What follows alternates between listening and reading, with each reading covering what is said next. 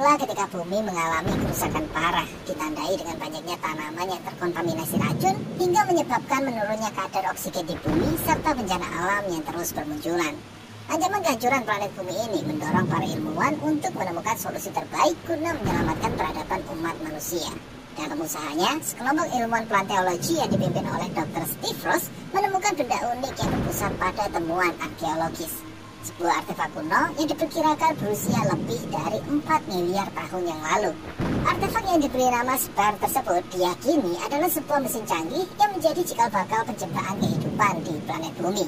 Dan atas temuan inilah pemerintah dunia berencana untuk melakukan kolonisasi dengan cara menduplikasi teknologi Spare untuk kemudian dibawa ke planet yang telah ditentukan guna melakukan terraforming agar planet tersebut bisa ditinggali oleh umat manusia. Setelah melakukan beberapa penelitian, para ilmuwan memutuskan untuk melakukan terraforming pada sebuah planet berjarak beberapa ratus tahun cahaya yang berada di tata surya bernama TESS. Program ini kemudian diberi nama Project Gemini. Beberapa ilmuwan serta anggota militer kemudian dipilih untuk menjalankan misi ini. Dimulai dari Steve sebagai pimpinan tim ilmuwan, Peter sebagai ahli mesin pesawat luar angkasa, Leonard sebagai penggagas program terraforming, David sebagai ahli geologi. Lalu di pihak militer ada Frank serta Richard dan juga Ryan sebagai kepala keamanan. Ketika rapat telah dibubarkan, Steve yang kembali menganalisis Spare tiba-tiba dikejutkan dengan kemunculan sebuah anomali aneh.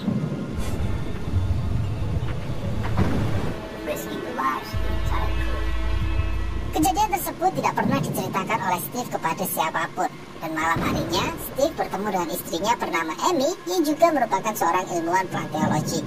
Steve memberikan sebuah gelang untuk Amy yang dia temukan dari dalam Spare, menganggap bahwa gelang tersebut bisa menghubungkan mereka berdua meskipun terpisah jauh, sebelum kemudian mereka menghabiskan malam bersama. Hingga pada akhirnya 1 minggu sebelum penerbangan, Amy yang tahu bahwa Steve akan ikut dalam misi terraforming memaksa Steve untuk keluar dari misi tersebut karena Steve bukan astronot dan tugas tersebut tidak seharusnya dilakukan oleh Steve. Terlebih lagi, kini Amy sedang mengandung anak mereka. Walaupun Steve sempat terkejut dengan kabar itu, namun dia tetap bersikeras untuk ikut ke dalam misi karena ini menyangkut keselamatan umat manusia. Pernyataan tersebut tentu membuat Amy menjadi marah dan sempat membuatnya membuang gelang pemberian dari Steve.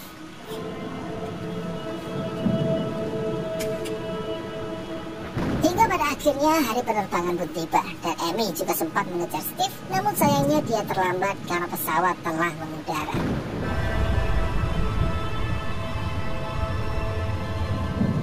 Sesampainya di luar angkasa, David serta Peter sempat mengecek keadaan mesin. Tanpa mereka sadari, sesuatu seperti retakan terjadi pada Spare. Setelah semua sistem pesawat dirasa telah siap, Peter segera memasukkan koordinat planet yang telah ditentukan untuk melakukan lompatan cahaya. Akan tetapi, ketika lompatan itu sedang berlangsung, tiba-tiba sistem mengalami error dan tekanan kuat yang terjadi di dalam pesawat membuat seluruh kru menjadi tidak sadarkan diri.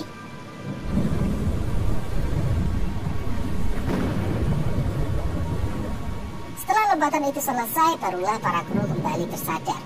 Sebuah planet asing yang ada di depan mereka membuat mereka segera menyadari bahwa saat ini mereka tidak sedang berada di tata surya TESS yang menjadi tujuan utama mereka.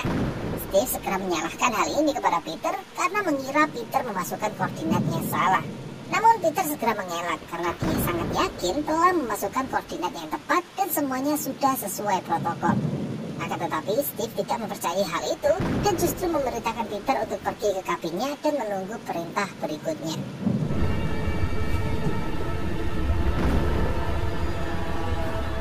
Steve kemudian meminta kru lain untuk menyesuaikan lintasan lompatan guna mencari tahu di mana tempatnya mereka saat ini. Akan tetapi setelah dilakukan analisis mendalam, mereka mendapati bahwa data lintasan mereka benar-benar membingungkan.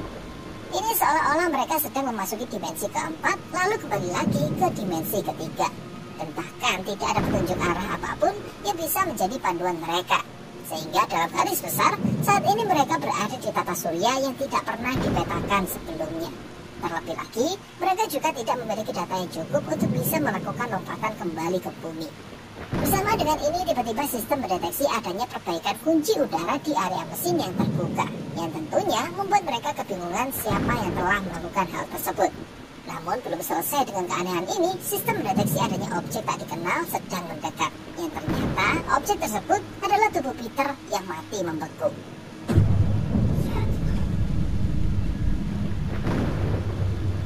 Mereka segera mencari tahu penyebab kematian Peter, dan setelah diselidiki, David menyimpulkan bahwa Peter dengan sengaja mengabaikan perintah dari Steve lalu pergi ke area mesin untuk melakukan bunuh diri. Namun pernyataan ini segera dibantah oleh Leona yang merupakan rekan kerja Peter dan telah menjalin pertemanan selama 8 tahun. Leona yakin bahwa Peter tidak mungkin menyerah begitu saja dan melakukan bunuh diri. Ungkapan dari Leona ini membuat Steve kembali marah karena tidak seharusnya Leona membela Peter yang telah melakukan kesalahan dan menyebabkan mereka terdampar di antah berantah. Menganggap bahwa Peter hampir menghancurkan satu-satunya kesempatan umat manusia untuk bisa bertahan hidup.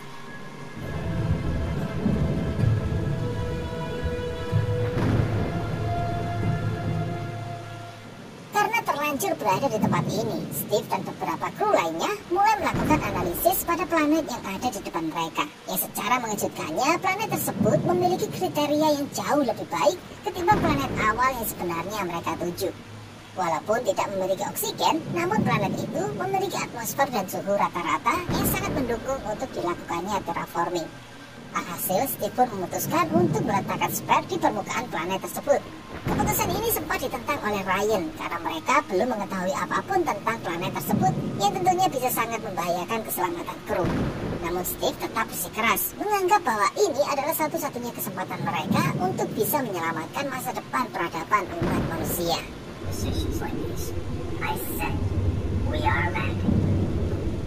Steve bersama kru lainnya kemudian turun menggunakan modul pendaratan untuk membawa spare ke permukaan planet.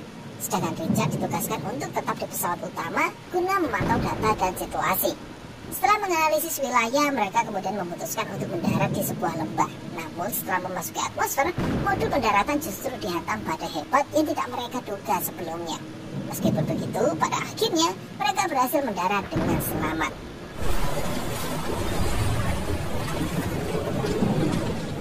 Walaupun pesawat tidak mengalami kerusakan yang parah, namun sayangnya mereka kehabisan bahan bakar yang tentunya membuat seluruh kru tidak bisa lagi kembali ke kapal utama. Namun Steve tidak memusingkan masalah ini, karena memang dari awal tugas mereka adalah untuk melakukan terraforming selama 4 tahun lamanya. Sehingga Steve meminta para kru untuk lebih berfokus pada perencanaan program berikutnya.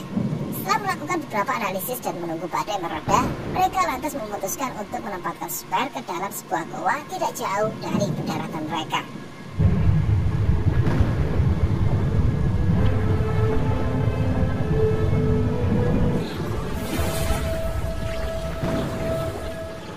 Misi tersebut berjalan dengan sangat baik, namun ketika kembali ke modul pendaratan, mereka menerima komunikasi dari Richard yang mengatakan bahwa dia menemukan rekaman video milik Peter yang sempat merekam penyebab kematiannya. Dalam rekaman tersebut diketahui bahwa memang benar, Peter dengan sengaja pergi ke ruangan mesin guna membuktikan bahwa dia tidak bersalah atas apa yang telah terjadi pada pesawat mereka. Peter juga dengan sengaja mematikan kamera pengawas untuk menghindari gangguan eksternal. Dan beberapa saat kemudian, tiba-tiba ada sesosok makhluk asing yang menyerang Peter.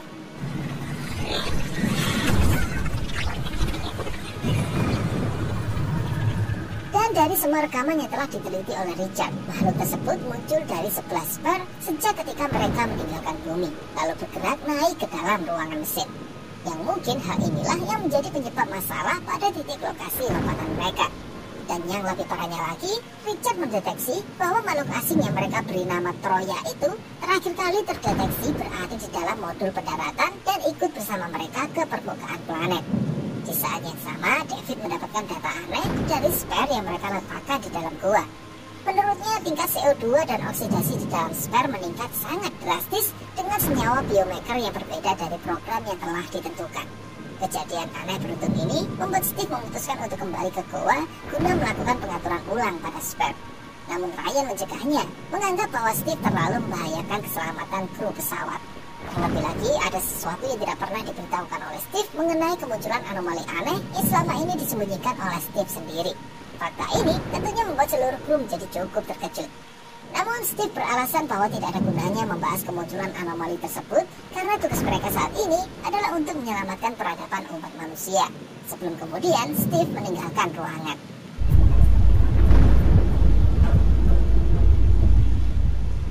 waktu kemudian, Steve menghampiri David dan mulai membujuknya untuk ikut pergi bersamanya ke goa secara diam-diam. Awalnya David menolak, karena selain perintah Ryan yang merupakan kepala keamanan, sosok makhluk yang telah membunuh Peter juga sedang berkeliaran di luar sana. Meskipun begitu, atas alasan kepentingan umat manusia, pada akhirnya David pun menyetujui permintaan Steve. Dan sesampainya di dalam goa, mereka segera dikejutkan dengan munculnya beberapa tanaman kecil yang membuktikan bahwa Spare mampu menciptakan sebuah awal bentuk kehidupan.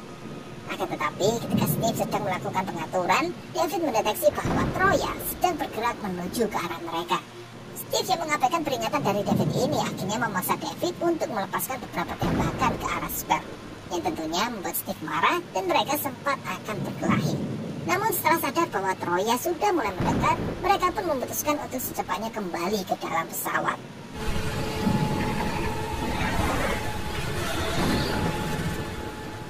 Sesampainya di pesawat, Steve segera dihadang oleh Ryan dan sempat terjadi adu argumen di antara mereka berdua. Akan tetapi di saat yang sama, tiba-tiba alarm tanda bahaya berbunyi yang menandakan bahwa Troya juga ada di sana. Sementara itu Leona yang terbangun karena mendengar alarm ini tentunya penasaran dengan apa yang sebenarnya sedang terjadi. Dia lantas keluar dari kabin dan mulai menyusuri lorong pesawat. Tidak lama setelahnya dia bertemu dengan Frank yang memberitahu Leona bahwa Troya sedang berada di dalam pesawat. Mereka kemudian masuk ke dalam ruangan laboratorium hanya untuk mendapati bahwa tekanan oksigen mulai menurun dan Troya ternyata juga ada di ruangan tersebut. Menyadari akan bahaya ini, Frank memaksa Leona untuk keluar lalu mengunci pintu laboratorium, yang membuat Frank pada akhirnya meninggal karena diserang oleh Troya.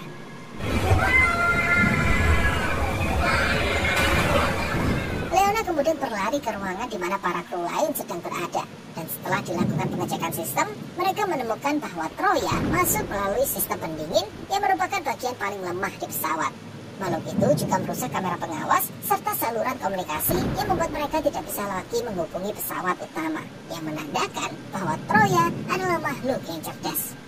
Steve yang sadar bahwa dialah penyebab masalah ini lantas memutuskan untuk pergi memperbaiki kamera keamanan serta sistem komunikasi melalui generator cadangan.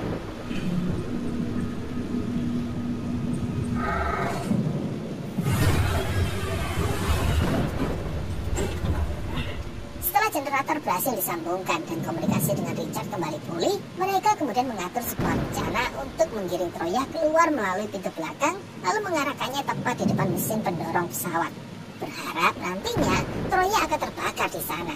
Akan tetapi yang terjadi setelahnya justru di luar rencana mereka, di mana Leona yang seharusnya pergi ke ruangan teknis untuk membuka pintu palka secara manual justru malah pergi ke belakang pesawat setelah dia berusaha membantu Steve untuk menyelamatkan diri dari Troya. Alhasil bukannya Troya yang mati terbakar, justru Leona lah yang menjadi korban.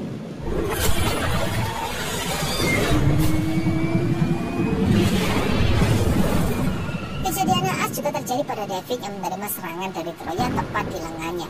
Beruntung pintu palka yang ditutup membuat tentakel dari Troya itu terputus. Setelah berhasil mengeluarkan Troya dari pesawat, Steve segera melakukan pengobatan serta meneliti luka di lengan David, yang kemudian diketahui bahwa bakteri yang menginfeksi luka David memiliki mekanisme pertahanan yang sangat kuat. Yang secara mengejutkannya, bakteri tersebut memiliki kesamaan dengan bakteri virus yang telah menghancurkan bumi. Dan menurut pernyataan dari Steve, hal ini bisa menjadi kunci vaksin yang bisa menyelamatkan peradaban umat manusia. Don't you understand? We can save the world. And it's all because of you. Steve juga melakukan penelitian terhadap potongan tentakel Troya, dan singkat dari penelitian tersebut diketahui bahwa Troya merupakan jaringan biorobotik yang bahkan lebih pintar dari manusia. Dan tentakelnya merupakan sebuah jaringan transponder yang menopang kemampuan dalam menjelajahi alam semesta. Dalam penelitian ini, tiba-tiba area di sekitar tentakel Troya memunculkan sebuah anomali yang sama dengan anomali yang ditemui oleh Steve sebelumnya. Dan melalui potongan tentakel lain, Steve menyadari ada sesuatu yang janggal, karena potongan tentakel tersebut sangat mirip dengan gelang yang dia berikan kepada Amy. Steve kemudian menghubungi Richard dan memintanya untuk menghitung orbit bintang-bintang terdekat dalam ekspansi planet bumi selama 4 miliar tahun ke belakang. Yang secara mengejutkannya, tatanan rasi bintang 4 miliar tahun yang lalu memiliki kesamaan dengan tatanan bintang yang ada di sekitar mereka. Yang pada akhirnya mereka pun sadar bahwa lompatan cahaya yang mereka lakukan sebelumnya sebenarnya tidak menuju ke tata surya lain. melainkan justru membawa mereka melompati waktu atau menjelajah waktu ke 4 miliar tahun yang lalu, tepat di mana planet bumi masih kosong tanpa kehidupan. That means we're on Earth before the beginning of life itself. Kenyataan ini lantas membuat Steve yakin bahwa spare yang mereka taruh di dalam goa merupakan spare yang sama dengan yang mereka temukan di planet bumi, namun di waktu yang berbeda. Yang secara singkat, mereka mungkin sedang mengalami paradoks waktu. Sehingga tindakan apapun yang mereka lakukan di sini tentunya sama sekali tidak bisa menyelamatkan planet bumi. Akan tetapi, Steve masih memiliki satu opsi, di mana jika spare yang mereka taruh di dalam goa akan tetap di sana sampai ditemukan, dan Steve juga membuat gelang untuk Amy dari potongan tentakel yang sama, maka seharusnya dia bisa memberi pesan kepada Amy bagaimana cara menghubungkan spare melalui gelang tersebut. Dan jika Amy menerima pesan itu, maka Steve bisa memanfaatkan anomali dari spare untuk bertemu Amy dan memberitahunya bagaimana cara membuat vaksin dari bakteri luar angkasa, sehingga masa depan planet bumi masih bisa diselamatkan. I'm for the bracelet. Sooner or later, she will see these inscriptions. What's that? Setelah menuliskan pesan pada potongan tentakel itu, Steve berencana menaruhnya ke dalam spare. Akan tetapi, dia bertemu dengan Ryan yang sedang menyiapkan sebuah bom, di mana bom tersebut rencananya akan dia gunakan untuk meledakkan Troya bersama dengan spare. Mendengar ini, Steve lebih menyarankan agar lebih baik memancing Troya masuk ke dalam pesawat lalu meledakkannya. Karena Steve tahu bahwa apapun yang dilakukan terhadap spare tidak akan mempengaruhi apapun.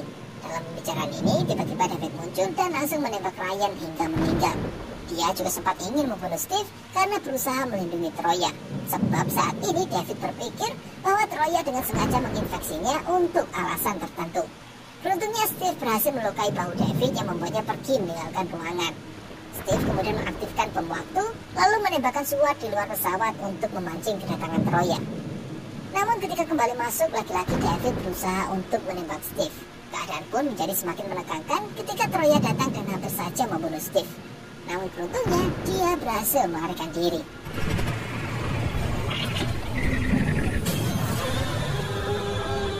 Dalam pelariannya, Steve lagi-lagi diadang oleh David yang kembali bersiap akan membunuhnya.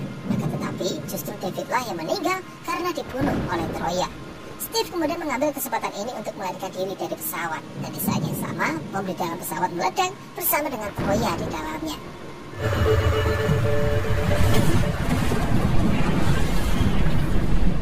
Melihat mobil pendaratan meledak, Richard berusaha melakukan komunikasi yang lantas diterima oleh Steve.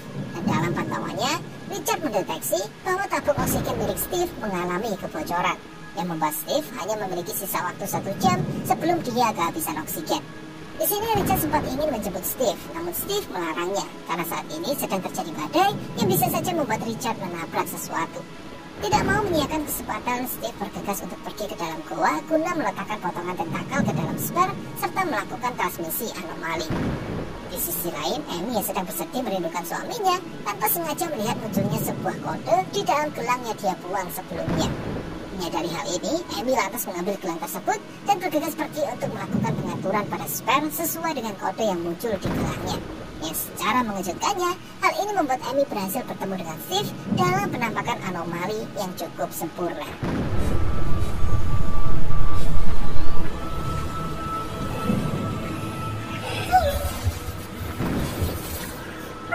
Tidak memiliki banyak waktu, Steve segera meminta Amy mencatat semua mekanisme yang diperlukan untuk membuat vaksin yang bisa menyelamatkan bumi.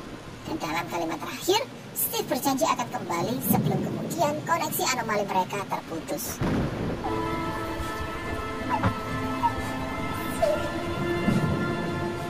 Dari kejadian itu, pada akhirnya Amy berhasil membuat antivirus dan kehidupan di planet bumi pun bisa diselamatkan. Dan film pun diakhiri dengan suara dari Steve yang berdoa untuk tetap bisa hidup. Come unto me, that I may live.